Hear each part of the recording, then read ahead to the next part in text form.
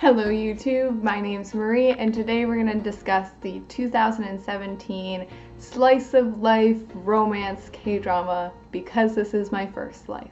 Now this drama explores some socially relevant themes about careers and marriage in today's modern context through the lives of three best friends. Although there's a really obvious leading couple, the supporting characters are so integral to the overall message of this series that I'm going to go through them one by one. I don't usually go through a lot of characters when I do reviews, but this I think is really important to do with this series in particular because the characters and the plot are like this. There would be no plot without these characters.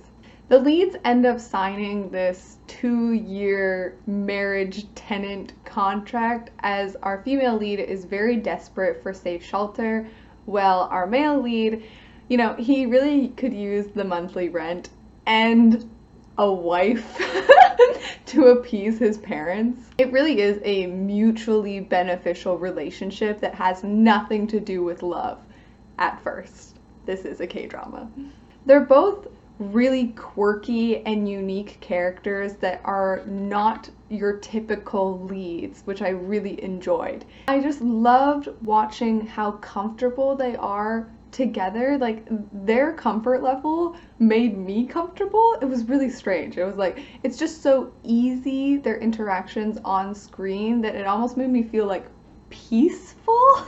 The writers are definitely not trying to thrill you in the stereotypical ways. Like, this relationship is a slow burn that's built on shared values, respect, and honesty, and I just loved them. Next, we have a long-term couple. They've been together for about 7 years, and she is starting to pressure him to put a ring on it, whereas he feels a little bit unsure about what his feelings are about the institution of marriage even is. So yeah, he's definitely got cold feet, but her dream is to become a mother and a good wife. So she's like, the clock is ticking.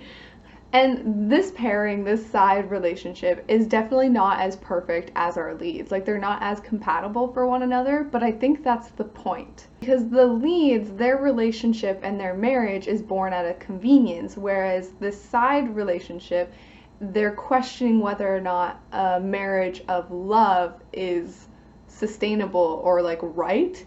So they're really two sides of the same coin. In fact, I put this show on because I wanted to revisit this side relationship. I just watched Fight My Way, and there's a side relationship that kind of has to do with like the ending or potential ending of a long-term couple. And so all throughout Fight My Way, I was reminded of this series. So when I finished that show, I was like super hungry for this one. So this is a rewatch for me, and I'll tell you kind of my feelings upon rewatching it a little bit later. Now, you can't have a full, well-rounded discussion about modern marriage unless we talk about gender roles. And here is our resident badass. She is the last of the three female best friends, and she's a career-driven woman who is single by choice. She's just like a super likable feminist icon, and I love her.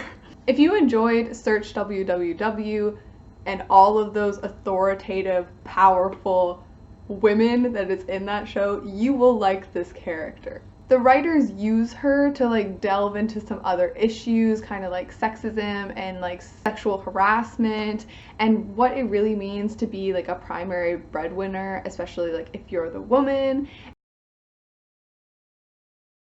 And it really tackles a lot of these like ingrained patriarchal views that Korea has, or at least what they present the patriarchal views to be in Korea through this show.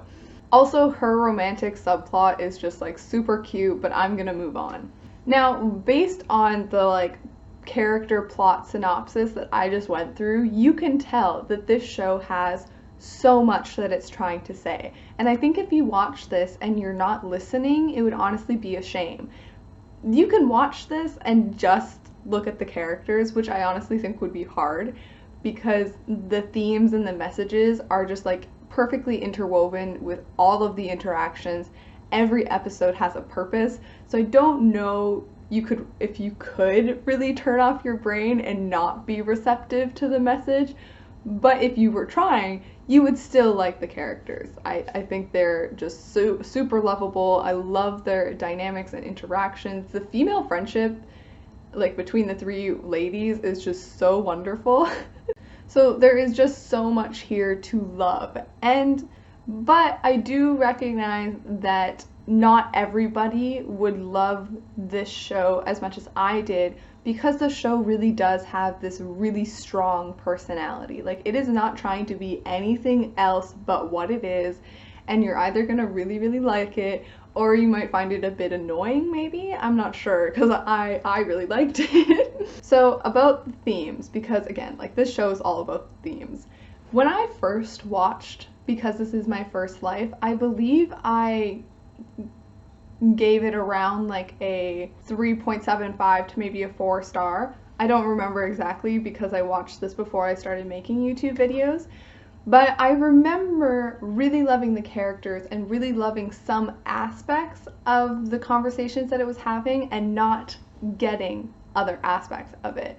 There is a scene where our female lead kind of talks about her favorite book and about how now that she's rereading it as an adult, she's understanding things about it that she didn't get upon her first read. And I thought that was so perfect because it perfectly explained how I was feeling. Like, I feel like I relate so much more to this show now. I don't know if it's because I'm just like a little bit older, or if it's because my own relationship has developed a lot. Like, I've been with my man for over 5 years. We're engaged. Like, I feel like my own life reflects the life of the characters in a whole different way. So I really, really, really enjoyed this show. It is totally a 5-star show for me personally. It's just perfect in almost every way. Have a good day. Have a good night. Bye.